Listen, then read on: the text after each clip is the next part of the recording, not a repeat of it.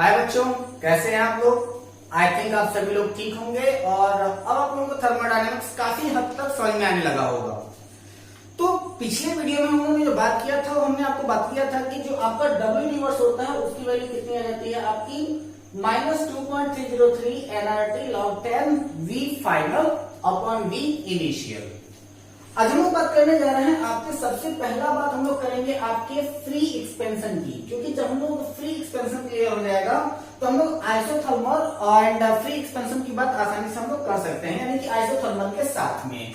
तो सबसे पहले हम लोग बात कर लेते हैं किसके बारे में, तो हम लोग की बात हो जाती है फ्री एक्सपेंशन के बारे में। फ्री एक्सपेंशन या फिर अगर हम लोग इसी फ्री एक्सपेंशन को चाहे हम लोग कहें तो इसको हम लोग कहते हैं एक्सपेंशन अंडर वैक्यूम। ठीक है, एक्सपेंशन अंडर वैक्यूम। ठीक है, तो ये क्या है आपका फ्री एक्सपेंशन कहिए या फिर इसको हम लोग कह सकते हैं कि एक्सपेंशन अंडर वैक्यूम हम लोग का क्या हो सकता है। एक्चुअली ये क्वेश्चन जो है वो आप लोगों के एग्जामिनेशन में या फिर जब कभी भी आप लोग वनडे एग्जामिनेशन का प्रिपरेशन करते हो या फिर अगर आप आईटी नीट का प्रिपरेशन करोगे तो इसमें से क्वेश्चन जो होता है वो आप लोगों को बहुत ज्यादा परेशान करता है। कभी क्वेश्चन करता है कि work done is under vacuum और उसके पीछे आपको बहुत सारी लंबी चौड़ी स्टोरी बना करके दे दिया जाएगा और उसके बाद क्या है कैलकुलेट द वर्क। ध्यान देना बेटा, इसमें ज्यादा कुछ आपको सोचने की जरूरत पड़ेगी ही नहीं। सिर्फ इतना ध्यान देना कि अगर आपका वैक्यूम के अंदर में अगर काम हो रहा है, यानी कि वैक्यूम के अंदर में अगर आपका काम हो रहा है तो ये आपका प्रेशर एक्सपेंशन जो होगा वो 0 होगा।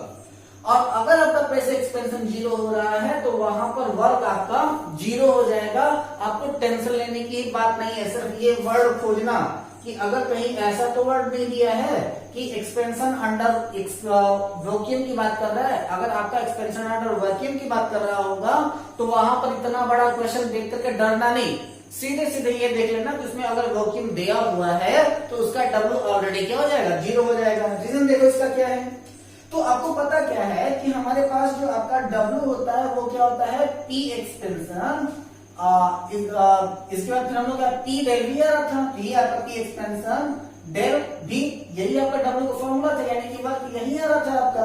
ठीक है, अब जब यहाँ पर क्या कह रहा है कि पी एक्सपेंशन अगर आपका 0 है तो ये आपका क्या हो जाएगा W is equal to 0 multiplied by del V. तो ये कहीं पर भी हो तो आपका डब्ल्यू क्या आने वाला है, ऑलरेडी ये 0 ही आने वाला है, चाहे उसको कैसे भी कैलकुलेट करते हैं। तो अगर ध्यान देना कि अगर आपका पी एक्सपेंशन अगर 0 हो रहा है, यानी कि वर्क अगर आपके वैक्यूम में हो रहा है तो वहां पर आपका वर्क क्या हो जाएगा, ऑलरेडी 0 हो जाएगा। इसी चीज को अगर हम लोग बात करें आपके आइसोथर्मल के साथ में, अगर हम लोग फ्री एक्सपेंशन को कैलकुलेट करें तब क्या आता है, आइए देख लेते हैं उसका फटाक से। तो अब यहां पर बात कर रही है क्या कि आइसोथर्मल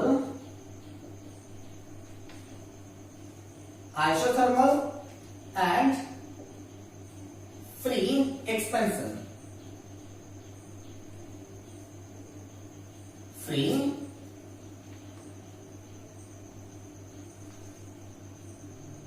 एक्सपेंशन, ठीक है। जब आइसोथर्मल एंड फ्री एक्सपेंशन की बात हम लोग करते हैं तो हम लोग क्या करते हैं, सबसे पहली चीज यहां पर आ जाती है कि आपका चेंज इन टेम्परेचर कितना है। तो जब हम लोग बात कर रहे हैं आइसोथर्मल का तो आपका चेंज इन टेम्परेचर कितना हो जाएगा, 0 हो जाएगा। अब अगर आपका चेंज इन टेम्परेचर अगर आपका 0 है तो वो आपका सीधी सीधी बात है कि आपका डेल यू भी ऑलरेडी 0 हो जाएगा। ऐसा क्यों हो रहा है, तो आपको पता है कि हमारा del U is equal to क्या होता है आपका क्यू प्लस डब्ल्यू होता है।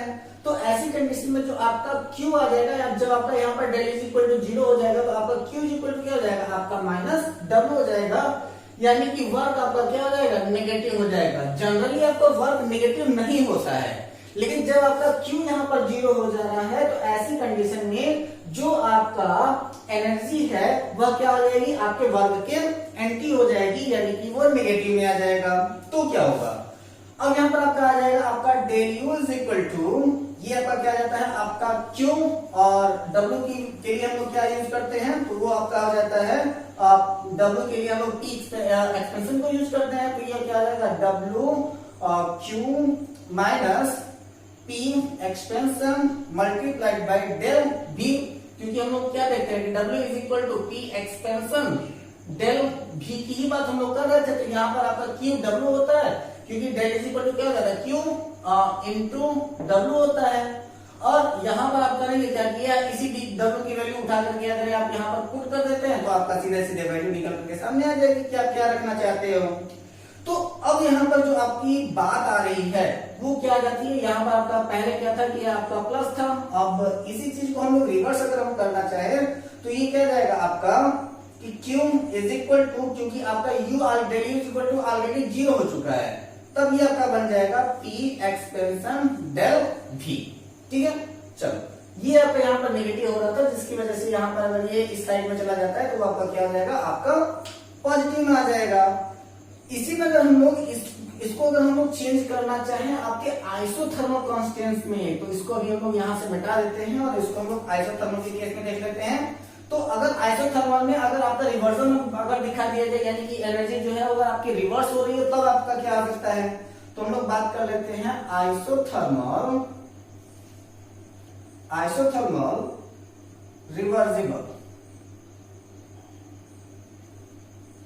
और जब आप आइसोथर्मल रिवर्सिबल की बात करते हो तो इसको हम लोग थोड़ा सा दो पार्ट में देखेंगे कि आपका क्या क्या आ सकता है। तो ये आपका आ जाएगा Q माइनस, वही हम लोग पुराने वाले मेथड से इसको देख लेते हैं, ये हो जाएगा आपका V फाइनल, V इनिशियल, और यहाँ पर आपका क्या हो जाएगा आपका P del V, P expansion लगाइए चाहे मत लगाइए, समझ लेना कि यहाँ पर P आपका क्या है, एक्सपेंशन है, तो ये आपका हो जाएगा VI। अब यहाँ पर क्या आ जाता है कि यहाँ पर माइनस, इसके पहले भी अगर आपका माइनस लगा हुआ है तो ये आपका क्या हो जाएगा, Q is equal to integration VF VI, ये क्या हो जाएगा आपका P डेल V हो जाएगा। तो अब आपका क्या हो जाएगा, ये आपका हमने क्या कहा था कि उस समय जो आपका वर्क आ रहा था वो नेगेटिव आ रहा था, तो यहाँ पर आपकी Q क्या आ जाएगी, आपका सीधे सीधे 2.303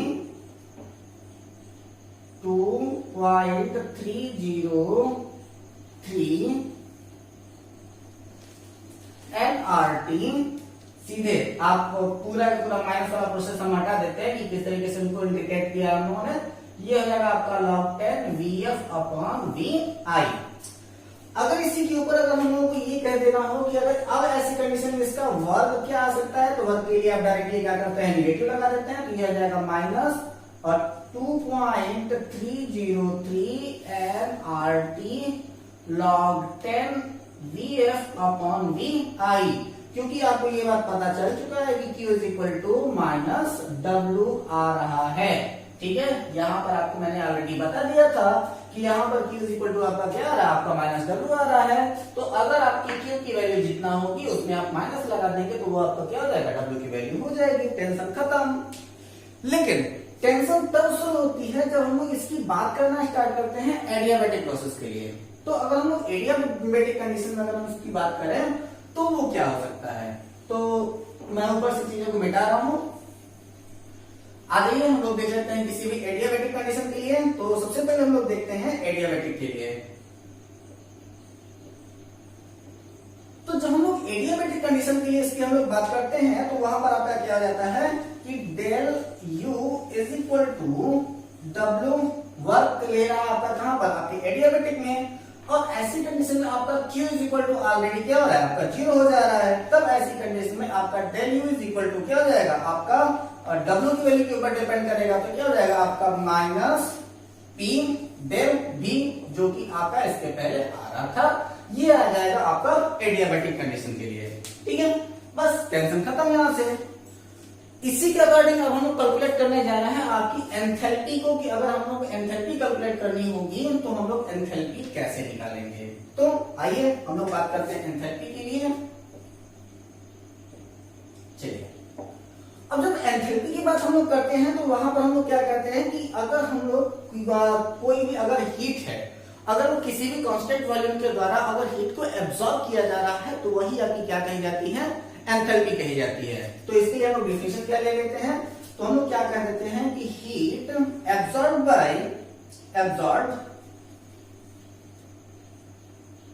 एट कांस्टेंट वॉल्यूम।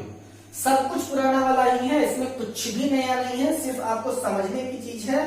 तो अगर हम लोग यहाँ पर एक बार हम लोग ले लेते हैं कि हीट ऑब्जॉर्व कर रहा है किसी भी कांस्टेंट वॉल्यूम के लिए, और दूसरी बार अगर आपका हीट ऑब्जॉर्व कर रहा है आपके कांस्टेंट प्रेशर के लिए, तब ऐसी कंडीशन में आपका क्या क्या चीजें आ सकती हैं। तो जैसे कि अगर हम लोग heat absorb by constant volume के लिए अगर हम कहें तो आपका क्या आ जाएगा, del U is equal to Q minus P del V हो जाएगा। ठीक है, अगर ऐसी कंडीशन में हम लोग देखें तो यहाँ पर आपका क्या है, वॉल्यूम को कांस्टेंट कर रहा है, अगर वॉल्यूम कांस्टेंट हो गया तो वो आपका क्या हो जाएगा, आपका del U is equal to Q V हो जाएगा, क्योंकि ये कांस्टेंट ये पूरा पूरा जीरो हो जाएगा और ये जीरो हुआ तो हम लोग मान लेते हैं कि कांस्टेंट वॉल्यूम हो रहा है, तो आपकी एनर्जी जो है वो क्या हो जाएगी, आपकी वी के इक्वल हो जाएगी। चलो एक चीज तो यहाँ क्लियर हुआ। अगर हमको ये बात कह दिया जाए कि heat absorb by constant pressure, यही इंपॉर्टेंट है यहाँ पर, क्या है आपका हीट एब्जॉर्ब स्पेलिंग गलत हो रही है,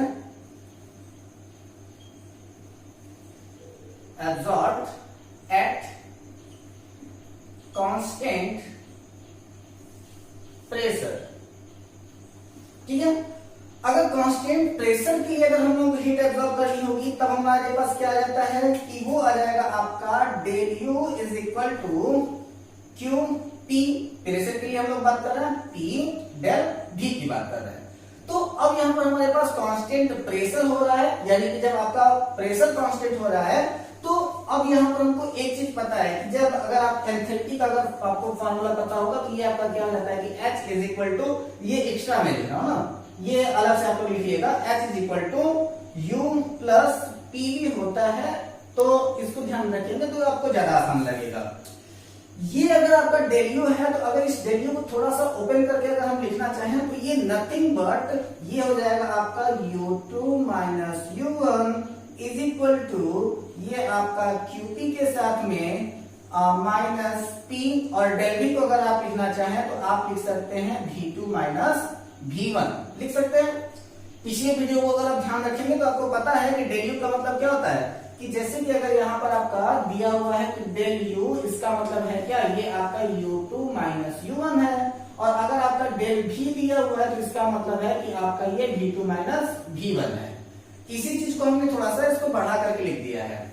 सपोज करो कि अगर इसी चीज को अगर हम थोड़ा सा और अच्छी तरीके से लिखना हो तो अब इस QP को उठा करके इधर कर दीजिए, तो ये आपका क्या होगा, QP इज इक्वल टू ये हो जाएगा आपका U2 माइनस PV2, और ये आपका प्लस कंडीशन में जा रहा था तो इसको माइनस निकल करके बाहर आ जाएगा, ये हो जाएगा आपका माइनस, ये हो जाएगा आपका U1 प्लस PV2, यहाँ पर माइनस था तो माइनस माइनस आपका मिलकर क्या हो जाएगा, आपका प्लस हो जाएगा यहाँ पर।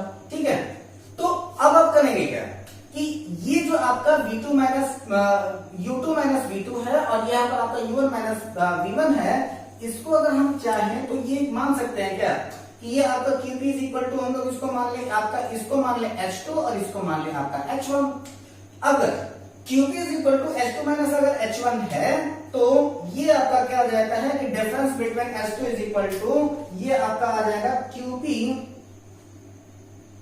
क्या QP is equal to del H, यही आएगा, क्योंकि जैसे कि डिफरेंस हम लोग जब भी बात करते हैं तो वो आपका एक इनिशियल डिफरेंस होता है और उस इनिशियल डिफरेंस को हम लोग ऑलरेडी डेल H से इंडिकेट कर देते हैं, तो ये आपका डेल H बन जाएगा।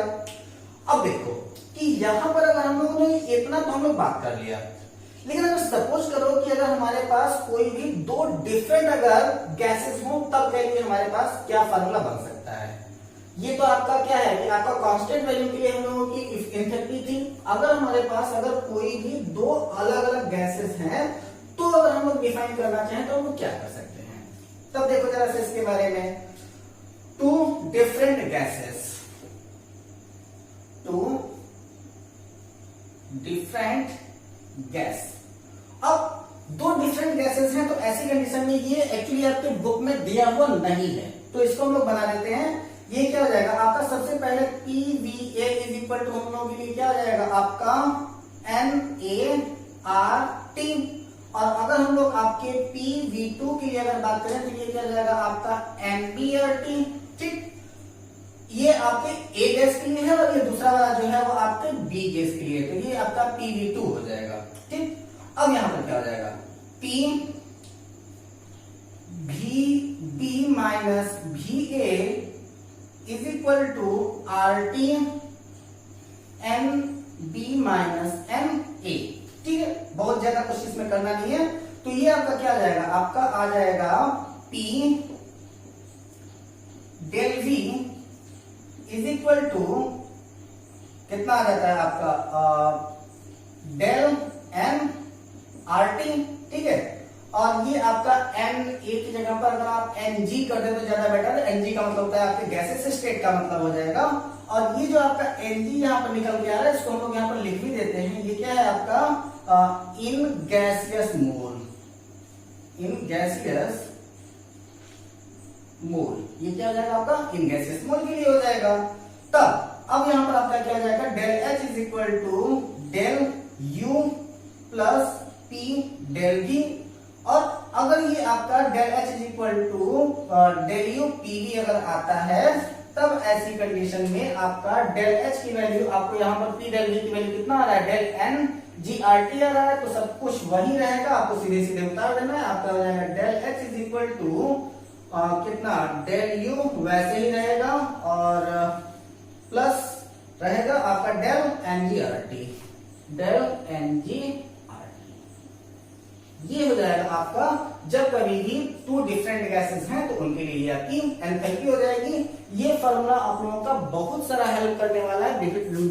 बहुत सारे जितने भी क्वेश्चंस आपके एंट्रेंस एग्जामिनेशन में आते हैं, तो उन एंट्रेंस एग्जामिनेशन को सॉल्व करके या फॉर्मूले को सॉल्व करने के लिए ये आपका बहुत ज्यादा हेल्प करने वाला है। सो गाइस, ये जितने भी आपके एंथैल्पी से रिलेटेड जितना ये मैंने आपको फैक्ट बता दिया है, इसको एक बार अपने बुक से आप रीड कर लेंगे। बुक से रीड करने के बाद आप फिर करेंगे क्या कि इस बार एक बार फिर से इस वीडियो को देख लेंगे तो आपको क्लियर समझ में आ जाएगा। तो सबसे पहले आप इस वीडियो को वॉच करें, फिर इसको एक बार अपनी बुक से देख लें। बुक से देखने के बाद एक बार फिर से अगर आप वीडियो को वॉच कर लेते हैं तो आपको जितना भी प्रॉब्लम होगी, खासकर आपके आइसोथर्मल एंड फ्री एक्सपेंशन में और आपकी एंथैल्पी में जितनी भी प्रॉब्लम होंगी इस वीडियो से रिलेटेड, वो आपके सॉल्व हो जाएंगे। और कई सारे एग्जांपल्स जो हैं वो आपके बुक में दे रखे हैं, तो आप प्लीज एक बार उस एग्जांपल्स को सॉल्व करने की कोशिश कीजिएगा। और अगर कोई भी डाउट अगर आपको नजर आता है तो आप एक बार हमसे जरूर बताइएगा। So take care guys, all the best, जय हिंद।